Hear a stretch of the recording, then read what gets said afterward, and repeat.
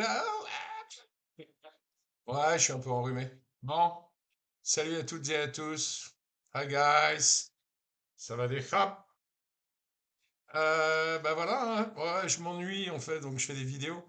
Pourquoi je m'ennuie? Bah, je suis toujours coincé là en France, dans l'attente de mon nouveau départ, back to Latvia, retour en Lettonie, voilà, pour continuer la prépa du film que je suis en train de faire. Alors, il semblerait là qu'il y ait une date de redépart, retour, je sais pas comment on appelle ça, prévue le 19, donc dans pas très longtemps. Voilà. Ça a l'air de repartir. Donc, bah, du coup, des vidéos, j'ai le temps, quoi. Voilà. Et d'ailleurs, alors aujourd'hui, bon, je vais pas vous parler de la Thaïlande, j'y suis pas, hein, même si, euh, même si mon Bouddha, pardon, il est où? Il est là. Le truc avec la caméra, on se trompe de côté tout le temps. Il est là, mon Bouddha, il veille sur moi. Voilà. Et d'ailleurs, tiens, une petite anecdote. Une de mes manières, en fait, de penser à la Thaïlande, alors là, quotidiennement, hein, quand même, c'est quand je bois mon café. Alors vous allez me dire, oh, mon Dieu, quelle peut bien être la relation entre son café et la Thaïlande? Eh ben, c'est très simple. Voilà, les premières fois, en fait, même quasiment la première fois, euh, en Thaïlande pour moi, j'ai été au 7-Eleven et j'ai voulu m'acheter, j'ai trouvé qu'il y avait, enfin, oui, je trouvais, c'est presque lui qui m'a trouvé en fait, mais qu'il y avait du café soluble en petite dose, en petits sachets, comme ça. Et donc j'en ai acheté. Mais en l'achetant, j'ai pas vraiment regardé. Et arrivé à la maison, et prêt à tester ce délicieux nectar, n'est-ce pas? Eh ben, je me suis rendu compte que j'avais acheté du 3 en un. Alors, du 3 en un, ouais, du 3 en un, 3 en un. Alors, c'est quoi le 3 en un? Eh ben, c'est du café avec du lait et du sucre. Alors bon, évidemment, hein, c'est en poudre, c'est lyophilisé, donc la compo est pas géniale, hein. Le sucre, ça doit être de l'aspartame, le lait, c'est du lait en poudre, fabriqué je sais pas où. Bref, j'ai vachement aimé ça et c'est devenu, va venir une, pas dire une drogue, mais en tout cas, j'en ai besoin le matin. Et du coup, quand je suis rentré en France, eh ben, je me suis mis à en acheter en France. Alors évidemment, ici, inutile de vous dire que c'est presque un produit de luxe. C'est évidemment beaucoup plus cher qu'en Thaïlande, même au 7-Eleven. Mais je m'y suis habitué et du coup, eh ben, à chaque fois que je prends mon petit 3 en un le matin, eh ben voilà, je tombe à la Thaïlande. Pas mignon, tout ça. Bref, voilà, restons sérieux 2 secondes. Alors, je voulais vous parler de quoi aujourd'hui? Ben tiens, je voulais vous parler alors, de YouTube et de YouTube, en fait, quand ça concerne surtout les gens qui pensent très fort en se disant parce qu'ils écoutent ou qui visionnent des vidéos fabriquées par certains, ce que j'appelle les vendeurs de rêves. En fait, ils s'imaginent, en les écoutant, euh, venir en Thaïlande, prendre un visa DTV, DTV, ça s'appelle le DTV, je crois, oui. Prendre un visa DTV, donc, entre autres, hein, entre autres, parce que c'est pas que pour ça, mais pour les digital nomades, les nomades digitaux, et voilà, et rester en Thaïlande et faire des vidéos et gagner, eh ben, gagner leur blé en devenant ce qu'on appelle créateur de contenu. J'adore ça, moi, créateur de contenu. Non, mais c'est vraiment le truc le plus, je sais pas, ça dit rien de précis. Qu'est-ce que tu fais dans la vie? Ah, je suis créateur de contenu. Génial. Ok, d'accord. Moi, par exemple, enfin bon, si je fais des vidéos, donc je crée du contenu, évidemment, mais il ne me viendrait pas à l'idée de répondre à quelqu'un que je suis créateur de contenu, hein. Vraiment pas. Bref, voilà, donc c'est... Alors, attention, hein, je veux pas négatif, je dis pas que il n'est pas possible de venir en Thaïlande pour de bon, on va dire, de demander, alors attention, hein, il faut le demander, vous l'aurez pas en Thaïlande, le DTV, il faut le demander dans votre pays d'origine ou dans un autre pays, peu importe, mais ce visa-là, il s'obtient que dans les ambassades et les consulats de Thaïlande à l'étranger. Et entre parenthèses, il coûte 200, je sais plus combien, 275 €, je crois. Ça dépend des pays. Mais bon, voilà. Donc, encore une fois, les gens qui croient ce qu'on leur dit sur certaines chaînes d'influenceurs, vendeurs de rêves, croyez-y, les gars, si c'est votre rêve. Je veux dire, moi, je veux juste vous donner quelques informations pour vous montrer qu'en fait, le chemin est plus que difficile. Donc, ouais, si vous vous dites, OK, allez, je fais ma valise, je pars en Thaïlande, je suis déjà un peu créateur de contenu, ou je vais le devenir, et puis je vais avoir le DTV, et puis je vais pouvoir vivre en Thaïlande et y rester grâce aux revenus que ma chaîne YouTube, puisque pour l'instant il est question de ça, va générer. Je dis juste que la route est longue et difficile. Très difficile. Voilà. Alors, tiens, commençons par parler un peu de moi. Parce que, en effet, en fait, sur YouTube, j'ai jamais eu l'argent comme moteur. Alors, pour une raison très simple, hein, c'est que d'abord, entre mon boulot que je continue à faire, plus ma retraite que je touche déjà, ça va. C'est-à-dire que sans être millionnaire, j'ai pas envie euh, j'ai pas envie de travailler plus pour gagner à peine un peu plus. Voilà. Qui avait dit ça, travailler plus pour gagner plus, je sais plus. Sarkozy? Peut-être, peut-être. Non, c'était pas Sarkozy. Voilà, donc moi je fais ça par ouais, pur plaisir en fait, c'est un passe-temps. J'ai commencé à le faire et je me suis rendu compte que ce qui me plaisait vachement là-dedans, c'était un peu de pouvoir dire ce que j'avais envie de dire, d'aborder les thèmes que j'avais envie d'aborder, dont j'avais envie de parler, et de, bon, attention en toute correction, hein, mais de pas garder ma langue dans ma poche en permanence, quoi. Voilà. Bon, c'est sans doute pas la meilleure des manières pour avoir euh, beaucoup de followers, comme on dit sur YouTube. Moi, j'en ai 200, j'en ai 274 au jour d'aujourd'hui. Mais oui, mais quand même. Voilà. Et alors, tiens, pour ceux qui commencent, hein, un truc qui se passe en général, quand on commence une chaîne YouTube, bon, imaginons que vous ayez une thématique générale, que vous ayez envie je sais pas, de faire un vlog un peu personnel, de parler de choses précises. Vous pouvez parler de politique, vous pouvez parler de cuisine, vous pouvez faire ce que vous voulez. Voilà. Euh, Normalement, quand vous commencez, vous allez en parler autour de vous. Donc, sachez simplement que les premiers abonnés, moi, c'est ce qui m'est arrivé, hein. Les premiers abonnés, ils viennent de votre entourage, bah, famille, amis, surtout les potes. Ah, la famille, en général, ça les intéresse moins parce que, je sais pas, ils ont un rapport étrange à ça. Les potes, ils ont envie de déconner. Ils disent, ouais, bon, ça coûte rien, je vais voir, etc. Et voilà. Et puis, bon, le monde étant ce qu'il est, on a souvent plus de potes que de famille. Donc, moi, en fait, quand j'ai commencé, j'en ai parlé autour de moi, j'en ai parlé un peu sur Facebook, etc. Et je me suis retrouvé assez rapidement avec 50 abonnés, 60 abonnés. Mais honnêtement, c'était que des potes. Donc, les mecs, ils adoraient toutes les vidéos, ils mettaient des pouces. S'ils avaient pu mettre 4 pouces, ils auraient mis 4 pouces. Mais en fait, ça les faisait marrer. Alors, en plus, il y a encore un autre truc un peu pervers, c'est que la plupart des amis, en fait, que j'avais et qui étaient venus s'abonner à ma chaîne, c'était des amis de boulot. Voilà. Mais c'était aussi mes employés. J'étais leur patron.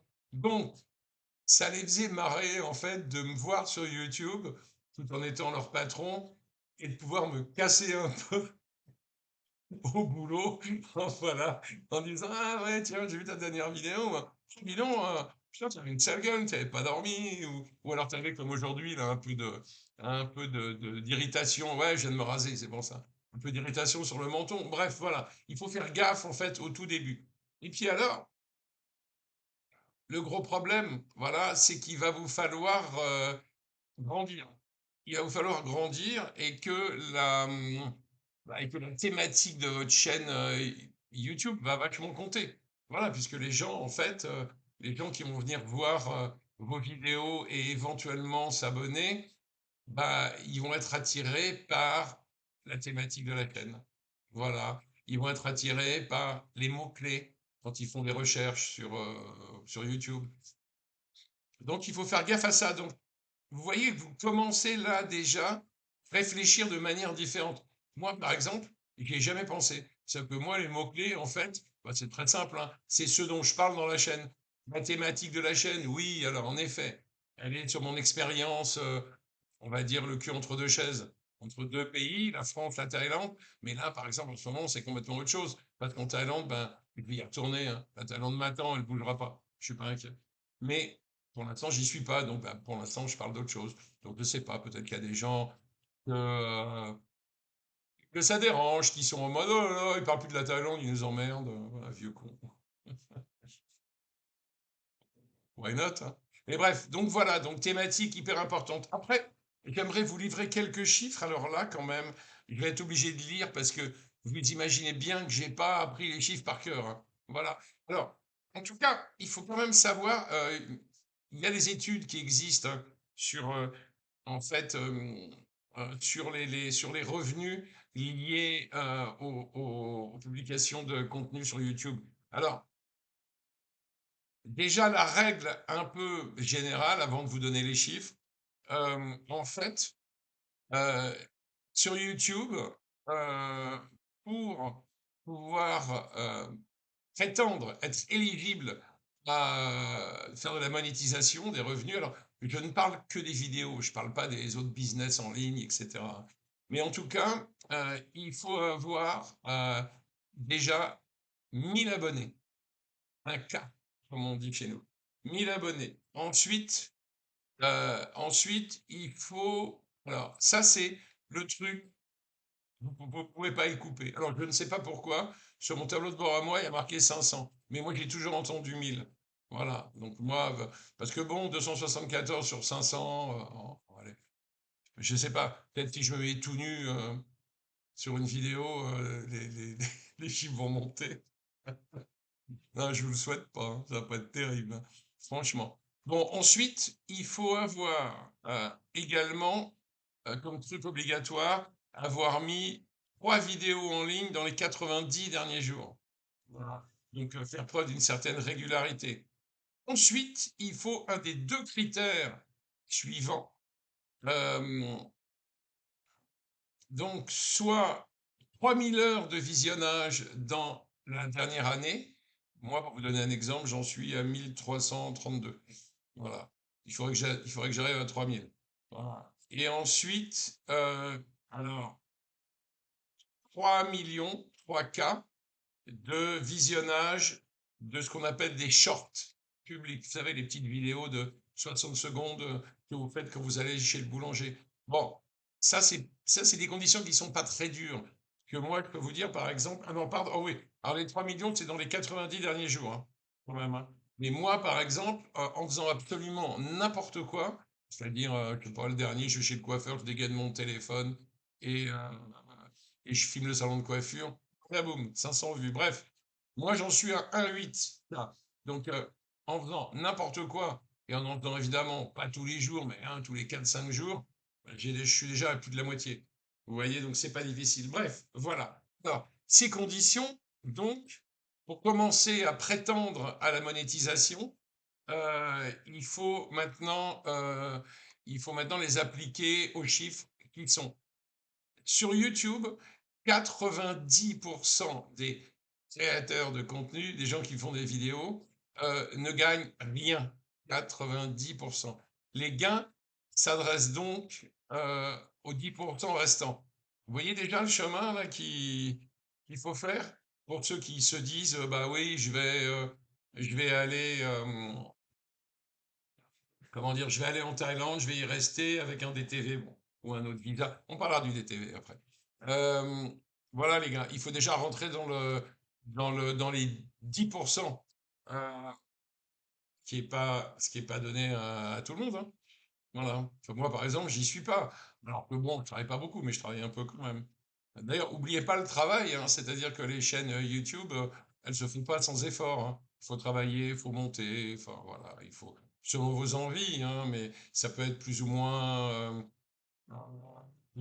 compliqué, plus ou moins chiadé. Bref, donc voilà. J'avais un petit papier. Alors oui, tiens, je vais pas le citer. Il peut le citer lui-même s'il veut dans une vidéo, mais je vais vous donner le chiffre de quelqu'un, voilà, qui fait des vidéos, qui est connu, hein, qui a d'ailleurs plusieurs chaînes. Et donc une de ces chaînes, il a 40 000 abonnés. Alors, pour revenir au chiffre YouTube, 40 000 abonnés, vous êtes en fait dans une tranche qui représente 0,5, 0,8% de la population youtubeuse. Vous voyez ce que je veux dire? Voilà, lui, en fait, il arrive à générer à peu près. Alors, je vous mens pas, hein, c'est les vrais chiffres. Bon, il les a montrés. Donc voilà, parce qu'il parle de la même chose que moi, en fait, sous une autre forme. Lui, en fait, en un an, je crois que c'était 2023, en ayant 40 000 abonnés, il a généré 10 000 $ de revenus sur YouTube sur l'année. Donc 10 000 $, vous divisez par 12, et ben vous verrez rapidement que ça fait je sais pas, 850 $, un truc comme ça, par mois, et que les dollars n'étant pas des euros, ça fait un peu moins en euros. Donc vous voyez un peu le cheminement, c'est-à-dire que pour espérer gagner 800 euros par mois en Thaïlande, grâce à YouTube, vous allez devoir rentrer dans le club très fermé des 0,5-0,8%. Voilà. Donc, ce qui veut dire une thématique qui attire, un grand, un bon nombre de vues. Et puis attention, c'est en plus des choses ça, je vous parle d'une année. Mais si vous parlez je sais pas, de plusieurs années, voire d'une vie, il va falloir vous maintenir à ce niveau-là. C'est beaucoup de boulot, hein, quand même, hein. Voilà. Donc, tout ça pour vous dire que, hmm, c'est pas gagné. C'est pas gagné. Alors, alors évidemment, si vous êtes, comment dire, si vous êtes un YouTuber confirmé ou un digital nomade confirmé et que vous avez décidé de quitter la France et d'aller faire votre boulot en remote en Thaïlande, même pourquoi pas de voyager, alors oui, vous pouvez le faire. Si vous êtes confirmé, c'est-à-dire que si vos revenus ne bougent pas, si par exemple vous faites déjà, on va dire, allez, 1 000 € par mois en France, en travaillant uniquement sur votre téléphone et votre ordinateur, oui, je vous le confirme, vous pouvez faire la même chose depuis une plage thaïlandaise ou autre. Vous garderez vos 1 000 €. Alors, euh, pour faire ça de manière un peu officielle, et vous verrez après qu'il y a des limites, hein, mais pour faire ça de manière officielle, alors évidemment, euh, il y a, euh, il y a ce nouveau visa DTV qui est entre autres pour les digital nomades. Voilà. Alors, bon, je vous l'ai déjà dit, hein, vous pouvez pas l'avoir en Thaïlande, il faut le demander dans votre pays d'origine ou ailleurs. Mais en tout cas, il faut le demander soit dans une ambassade, soit dans un consulat à l'étranger. Le prix, le prix, je vous l'ai donné. Vous savez quoi, les gars, comme je retrouve pas Madoc là sur le DTV, je reviens dans 30 secondes. À tout de suite. Voilà. Le vendeur de réalité, de retour, pas le vendeur de rêve, le vendeur de réalité. Voilà, hein. Restons positifs, hein, tout est possible, les gars. Alors, j'en ai profité pour aller faire un tour, là, du coup, bah, autant prendre l'information là où elle se trouve. Alors, j'ai été faire un tour je l'ai toujours à l'écran, sur le site de l'ambassade de Thaïlande, the Royal Thai Embassy in Paris. Yes. Dans la rubrique visa. Alors, bon, euh, alors, j'imagine que c'est à jour. J'en suis pas sûr. Donc, pour les gens candidats à l'émigration là, en Thaïlande, qui vont bien écouter les vendeurs de rêves et qui se sont dit, ah bah oui, super, on va prendre on va prendre ce DTV, ça va être génial et on va vivre comme digital nomade en Thaïlande. Alors, petit retour sur ce que j'ai dit avant. Oui, si vous êtes déjà digital nomade et qu'en plus vous générez du revenu et suffisamment pour en vivre, alors peut-être pas en France, mais en tout cas en Thaïlande, je vous ai donné à peu près les chiffres et je vous ai donné la cible à atteindre, qui est pas simple à atteindre, en vous donnant l'exemple de cette personne que je connais qui a 40K d'abonnés, ce qui est beaucoup. Ce qui est beaucoup, déjà, arrive à faire à peu près, à générer à peu près, on va dire, 800, 900 euros par mois. Mais bon, ça tombe pas de l'arbre comme ça, hein. Encore une fois, il faut travailler, il faut se maintenir à niveau, il faut garder ses vues, etc. Parce qu'il n'y a pas que les... S'il y avait que les followers, évidemment, ce serait simple. Parce que les gens, oui, parce que les gens, une fois qu'ils sont abonnés à votre chaîne, c'est assez rare qu'ils se désabonnent. Parce que, en fait, ça sert pas à grand-chose. Voilà, sauf s'ils prennent un coup de colère contre vous et ils se désabonnent. Mais en général, ils ne se désabonnent pas. Donc le chiffre, une fois que vous l'avez atteint, il reste à peu près stable. Ce qui, par contre, compte beaucoup plus, c'est le nombre de vues. Et ça se fait sur le contenu que vous générez. Donc, au travail. Bref, vous avez ce projet et donc vous avez décidé de demander ce fameux visa DTV. Alors, euh, on l'appelle le visa pour les digital nomades. Alors en fait, il n'est pas que pour les digital nomades, vu que, bon, c'est un truc qu'on vous raconte. Mais disons que, alors, je me cache pas, je lis ce qui est écrit sur le site de l'ambassade. Le visa destination Thaïlande, donc DTV, c'est ça que ça veut dire. Un D, ça veut pas dire digital. Voilà. C'est destination Thaïlande et désigné spécialement, pardon, pour les étrangers qui sont en voyage touristique et qui travaillent à distance. Il s'agit des personnes hautement qualifiées, des pigistes, des personnes travaillant à distance, ainsi que les étrangers souhaitant rester en Thaïlande afin de participer aux activités, et oui, comme le Muay Thai et les arts martiaux, les cours de cuisine, les cours et la pratique sportive, les soins médicaux, les formations, les séminaires, les expositions d'art et de musique. Voilà, plus les personnes à charge qui sont l'époux ou l'épouse et les enfants de moins de 20 ans peuvent également bénéficier de ce type de visa. Alors, c'est un peu du charabia parce que c'est la traduction en français, elle n'est pas toujours hyper bonne, y compris sur la page de l'ambassade. Enfin, disons que voilà, ça s'adresse à des gens qui peuvent avoir des activités, donc il y aura des conditions à remplir et qui sont intéressés par ça. Par exemple, plutôt que de faire du contenu YouTube, prendre des cours de cuisine, on peut pas. Euh, Nous, on apprend quelque chose. Voilà. Et puis, alors, cette histoire d'époux, épouse, en fait, c'est pour les gens qui sont mariés. Voilà. Ainsi que les enfants de moins de 20 ans.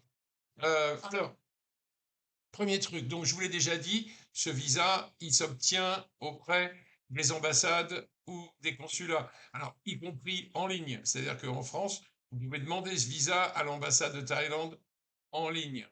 Voilà. Donc, la validité du visa est de 5 ans. Hein. Elle est de 5 ans, mais ça ne veut pas dire que vous pouvez rester 5 ans sans rien faire. En fait, euh, chaque séjour à l'intérieur des 5 ans doit être de 180 jours maximum. C'est-à-dire que vous avez un visa dont la validité est de 5 ans, mais tous les 180 jours, vous devez sortir et re-rentrer. Vous faites comme vous voulez. Voilà. Vous pouvez partir en vacances une semaine au Cambodge, rentrer en France pour pour une semaine, c'est un peu court, mais vous pouvez rentrer en France, je sais pas. Voilà. Et problème, vous avez votre visa, quand vous rentrez, il n'y a aucun souci. À savoir que cette période de 180 jours, elle est prolongeable, mais une seule fois dans les 5 ans. Voilà. Choisissez bien, si vous voulez rester, ça veut dire qu'au moins une fois, vous pourrez rester 1 an, à peu près, sans avoir à bouger. Bon, Pour ceux qui s'y prennent au dernier moment, sachez quand même que les procédures de demande donc de e-visa, donc y compris le DTV multiple, euh, ça peut prendre un mois, hein, au moins, hein, voilà. Attention, avec un dossier complet. C'est-à-dire que si vous vous gourez, si vous envoyez ou si les papiers leur plaisent pas, ça peut prendre beaucoup plus de temps. Voilà. Alors, euh, maintenant, maintenant, les conditions à fournir. Voilà. Alors, bon, attention, hein, le seul truc, c'est que ce DTV, il s'adresse pas à n'importe quel type de digital nomade, malgré ce qu'on vous raconte. Voilà. Et si vous n'êtes pas dans la catégorie de digital nomades qui veulent accueillir, honnêtement, mon conseil est de prendre des cours de cuisine. C'est plus simple. Bref, le blabla habituel, le passeport, la photo d'identité, le justificatif de domicile. Alors, en plus, ils vont vous demander un relevé bancaire officiel avec un solde créditeur minimum de 15 000 euros. Voilà, datant de moins de 30 jours. Voilà, alors, bon, ça on verra parce que moi ça c'est l'ambassade et curieusement, moi sur des trucs vidéo, j'ai vu autre chose et notamment j'ai vu qu'en fait, qu'ils vous demandaient, alors, que c'est en plus des 15 000 ou à la place, ils vous demandaient un dépôt sur un compte thaïlandais de 500 000 bahts. 500 000 bahts, ça fait moins de 15 000 euros. Ça doit faire, je sais pas, je connais pas le cours actuel, mais ça doit faire 12 000, peut-être un peu plus, peut-être un peu moins, même. Voilà, enfin aux alentours de 12 000. Alors, ensuite, là, ils n'en parlent pas sur le site de l'ambassade. J'ai entendu euh, c'était sur la chaîne de la vérité. Voilà, vous connaissez la chaîne de la vérité. Marc Blur Sky, Blue Sky, je sais pas quoi. Voilà, qui lui disait, bon, lui, il est à Bali, et donc il a étudié parce qu'il veut le demander. Voilà. Et il disait qu'en plus de ça, il vous demande ils vont vous demander la preuve de votre activité, mais aussi la preuve que votre activité génère 24 000 dollars par an. Donc, ce qui veut dire 2 000 dollars par mois, ce qui veut dire, je ne sais pas combien il est le dollar, mais disons 1600, 1700 euros par mois. Donc, vous voyez, là, le truc se réduit parce que si déjà vous n'êtes pas un vrai digital nomade et que vous n'avez pas 15 000 balles sur un compte en France ou 500 000 bahts sur un compte en Thaïlande, que vous ne générez pas 1700 euros par mois, ça risque de coincer un peu. Bref, euh, donc après ces détails financiers, ils vont donc vous demander un contrat de travail, une attestation de travail de l'entreprise en France, précisant que vous êtes toujours salarié chez eux et que votre travail ou votre position vous permet de travailler à distance et que vous serez rémunéré par l'entreprise pendant votre séjour en Thaïlande. Voilà. Ils vous demanderont d'ailleurs aussi fiche de paye, registre de commerce de l'entreprise. Voilà. Ils veulent des preuves et ils veulent pas accueillir n'importe qui se prétendant être digital nomade. Voilà. Sinon, si vous n'êtes pas dans une entreprise mais que vous êtes un freelance, on va dire, eh ben, ils vont vous demander un portfolio professionnel qui va donc présenter votre statut de nomade numérique, de travailleur à distance, de travailleur hautement qualifié ou de pigiste. Voilà. Alors, pour les auto-entrepreneurs, il faudra une lettre en français et en anglais contenant les informations suivantes. En quoi consiste votre travail à distance, la source de vos revenus, nanana, virement, PayPal, etc. L'adresse de votre site web, l'URL, ou de la plateforme de freelance, dont YouTube, que vous utilisez, où doit apparaître votre profil avec votre nom, prénom et photo. Voilà. Et il vous faudra aussi un extrait de votre immatriculation. Alors, je sais plus où c'est. Il faut ce qu'ils appellent le sirène, je crois. Voilà. Alors, bon, par contre, pour le reste, on oublie 2 secondes les digital nomades, là, les travailleurs à distance. Vous voulez venir prendre des cours de cuisine ou je ne sais pas quoi. Il faudra, alors, qu'ils appellent le Thai Soft Power, il faudra la lettre d'invitation d'acceptation concernant l'activité de l'organisation d'accueil en Thaïlande, la carte d'identité du signataire, son registre de commerce, licence de l'organisation et la preuve du paiement ou la lettre d'engagement de rendez-vous de l'hôpital et la preuve du paiement. Si vous êtes dans le cas de ceux qui viennent suivre un traitement médical. Voilà. Après, pour l'histoire de époux-épouse, là, bah, c'est simple, hein, il faut la preuve du mariage ou du lien de parenté avec le détenteur du visa DTV. Voilà. L'acte de mariage, l'acte de naissance ou livret de famille, ainsi que la page de passeport et le visa DTV de ce dernier. Donc ça, en fait, c'est si vous êtes marié avec quelqu'un qui a déjà un visa DTV, vous pouvez profiter de son visa en condition de fournir ces preuves-là. Alors, le prix de ce visa, alors, là, ça devient un peu curieux, mais l'ambassade, elle annonce 450 euros. Et en fait, toujours sur la chaîne de la vérité, là, il disait plutôt 250 euros. Voilà. Donc, très bien. Alors maintenant, quand même, un truc dont pas beaucoup de gens vont vous parler. La petite limite du truc, c'est que, admettons, vous avez décidé de venir en Thaïlande, vous êtes digital nomade, vous voulez le devenir, vous avez réussi à obtenir le DTV. Tout va bien. Vous arrivez en Thaïlande et vous êtes autorisé à travailler. Mais attention, vous êtes autorisé à travailler dans le cadre de votre activité personnelle. C'est-à-dire que si vous venez en Thaïlande et que vous commencez à faire des vidéos YouTube sur la Thaïlande, en exploitant, on va dire, ces ressources visuelles, artistiques, culturelles, tout ce que vous voulez, ou si, pire que ça, ou si vous commencez à commercialiser des produits thaïlandais, euh, c'est évidemment considéré comme du travail, mais ça ne rentre pas dans le cadre de votre visa qui ne concerne que votre travail d'avant. C'est-à-dire, vous étiez en France, vous bossiez en remote pour une boîte, vous faisiez, je sais pas, vous fabriquiez ce que vous voulez, vous avez décidé, votre boîte était d'accord de faire la même chose en Thaïlande, il ne faut faire que ça. Si vous faites des trucs sur la Thaïlande, vous allez avoir besoin d'un vrai permis de travail thaïlandais. Si vous ne l'avez pas, je suis désolé pour ceux, je le sais très bien, qui font comme ça, mes collègues. Ben, vous êtes juste dans l'illégalité, donc après, voilà, on peut très bien vivre hein, dans l'illégalité. Faut juste pas se, faut juste pas se faire choper. Hein. Donc voilà, encore une fois, vous voyez les gars, ouais, la route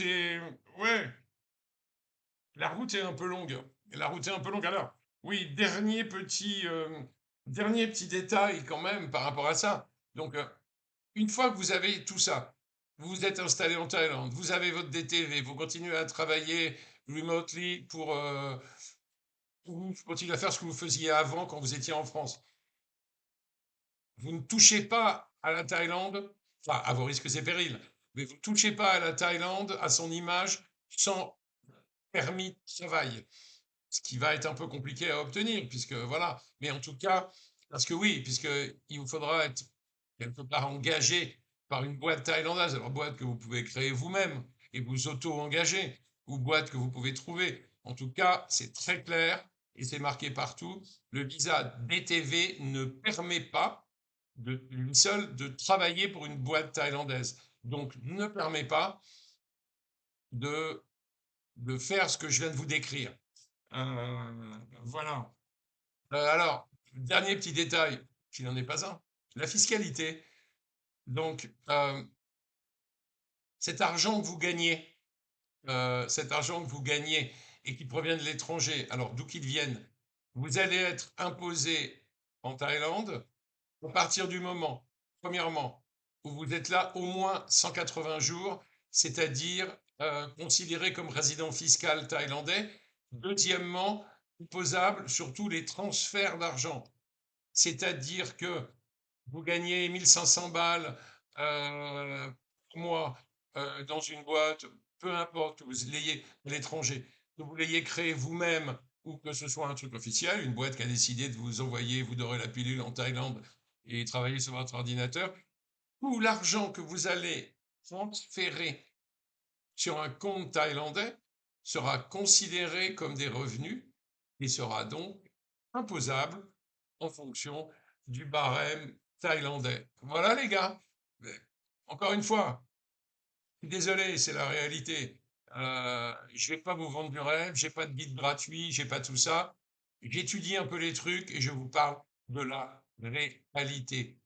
Continuez, mais je veux surtout pas vous briser le moral. Je veux juste vous dire que c'est beaucoup plus difficile qu'il n'y paraît. C'est pas juste, on claque des doigts, on prend un visa, on vient en Thaïlande, on fait son petit truc et voilà. C'est plus compliqué, mais ça vaut le coup. Ça vaut le coup. Faut juste remplir certaines conditions. Bon, allez, j'arrête de vous démoraliser. Bon, portez-vous bien.